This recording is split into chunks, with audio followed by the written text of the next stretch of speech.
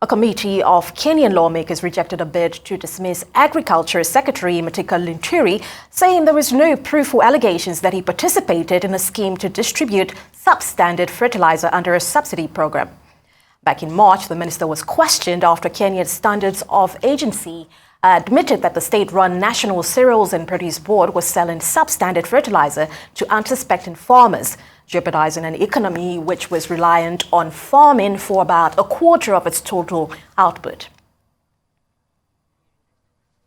Joining us now from our Abuja studio is a player in Nigeria's agricultural space, Bountiful Atako, who is Managing Director of Alana Green Limited. Bountiful, it's a great pleasure to have you on here. Good morning to you. Good morning. Thank you for having me. You're most welcome. All right, let's begin in Kenya. What do you make of the Agriculture Minister Linturi surviving a sack after this fertilizer debacle? Okay, so reading through the Kenya Ministry of Agriculture story, it's disheartening that, certain individuals want to play politics with food security. I mean, the word in itself depicts that as something to be taken ultimately seriously. Just like losing lives to guns and bullets, that's the same way food insecurity will affect the populace of Kenya. And I read the antecedent of Minister Linturi, and I found that he has been a politician for a long time. So sadly it's very sad to say, but in this part of the world, this is what we get from politicians. It's very sad, but I think that this is where the Fertilizer Association of Kenya, in fact, needs to weigh in, because that's sort of like a private sector structure for blenders and producers of fertilizer. So I think that sanctions need to be handed out.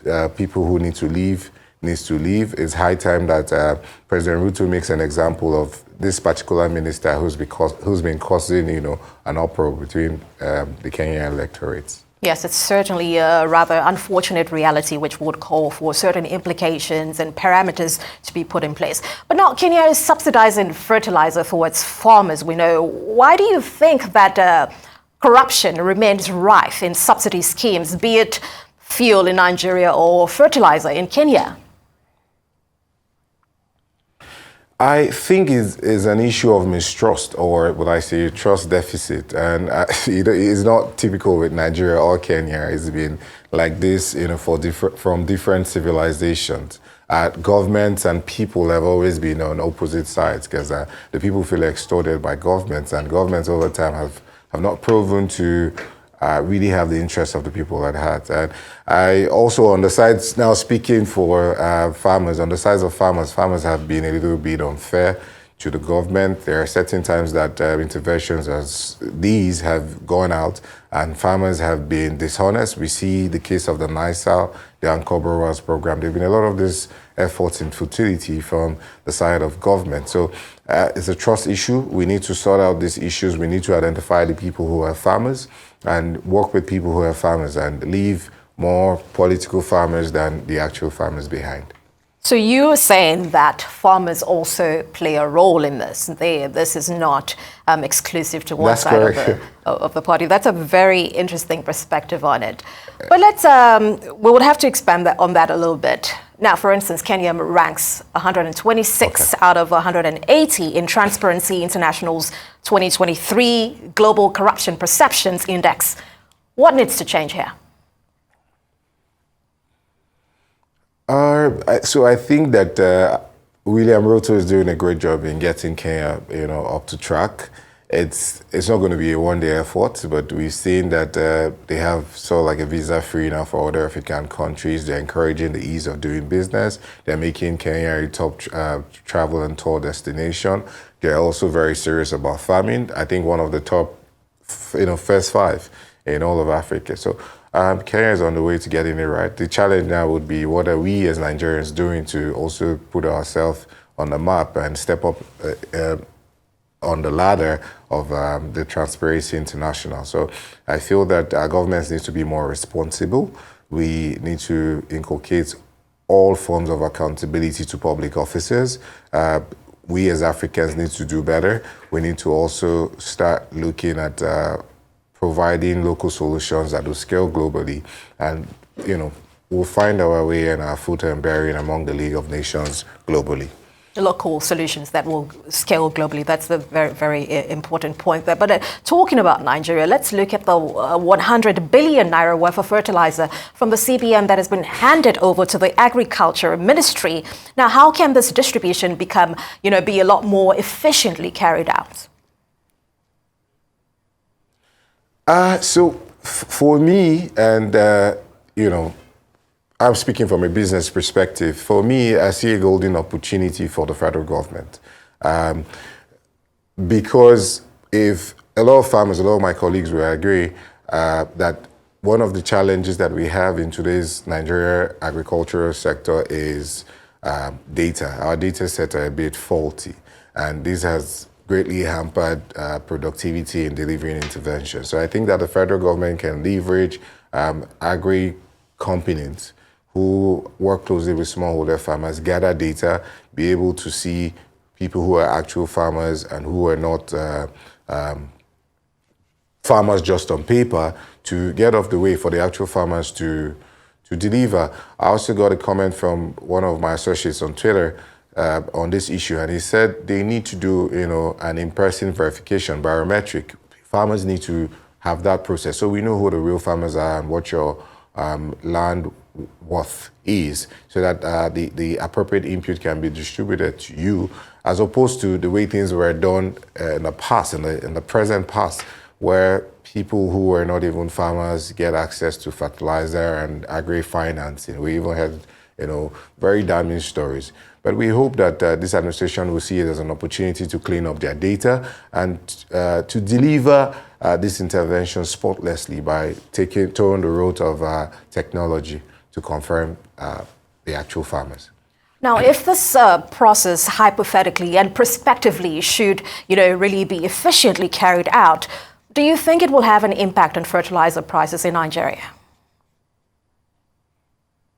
Yes, I feel that it will have an impact on prices, and farmers do deserve subsidies from time to time. If you're in a fertilizer market today, you find that a bag of NPK 2010 is somewhere around 38 to 41,000.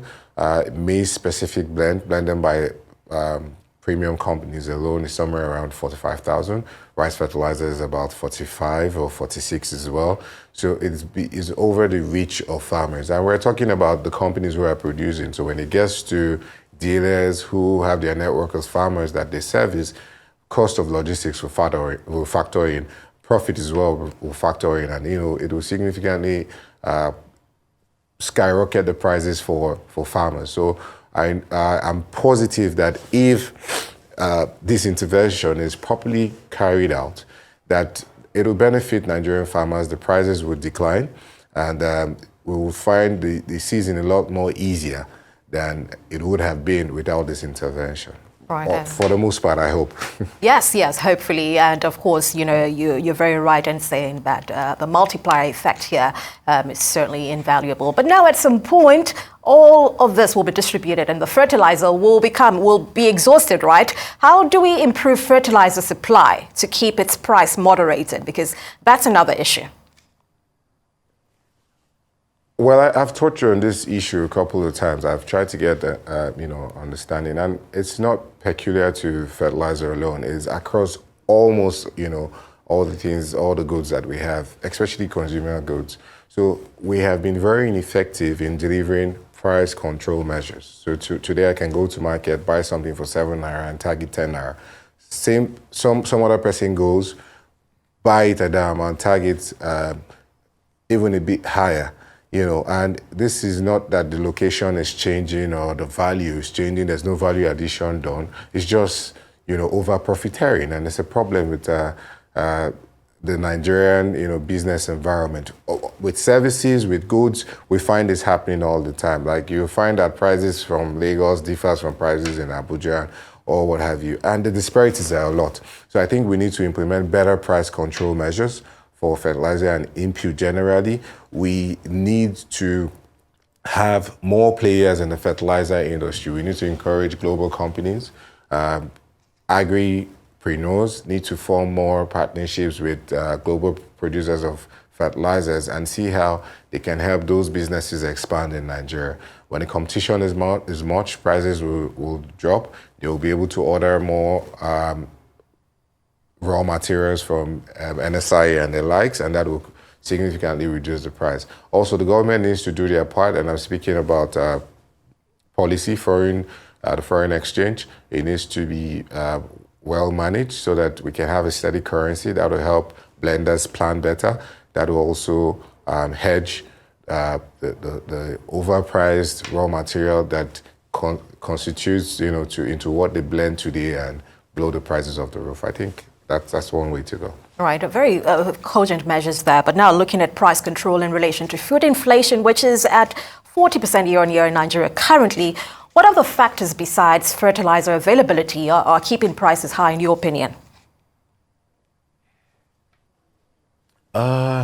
So the cost of petrol has been high. Diesel has plummeted. It's come down a bit, but petrol has gone up, PMS, and you would know that as the bigger trucks move out raw material from the farm gates to the processors, plants, and all of that, you need to also remember that these same goods, when finished, are being transported by cars, moving vehicles that use PMS and all. So as the prices increase for PMS, the prices of food produce as well, or products, would increase. That's one factor. The second factor is there have been an unavailability of raw material, and that concern is one that we need to address. We saw that the UN, sometime 3 years ago, I was reading a report from the UN, projecting that there will be food shortage and food scarcity in Nigeria in 2024. And that time it seemed like a movie to me, like what are these guys talking about?